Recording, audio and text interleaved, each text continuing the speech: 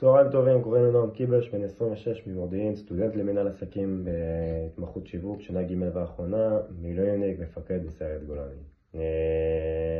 האמת שכבר אני נכנסתי לעולם הבנקאות, אני בעצם עושה התמחות בשיתוף פעולה עם רייכמן, זה חברה שנקראת פרסונטיקס, זה בעצם חברה שעוזרת לבנקים דרך מוצרים דיגיטליים, דרך האפליקציה עצמה שאתם מכירים, לבנות עוד הרבה מוצרים.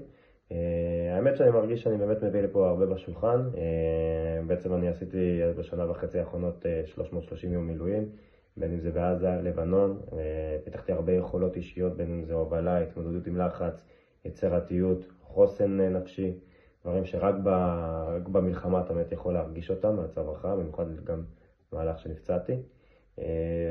אני יכול לראות בתוכנית הצללים באמת כהזדמנות באמת לבוא ובאמת לשמוע, כבר להיכנס לטבוע בעולם הבנקאות, במיוחד שזה בעצם ההזדמנות האחרונה שלי בתוכנית הצללים, אני כבר לא אוכל יותר להגיש כי אני מסיים את התואר, אז אני אשמח מאוד אם תוכלו לבוא לקראתי, באמת לתת לי ככה את המתנה האחרונה. תודה רבה על ההזדמנות.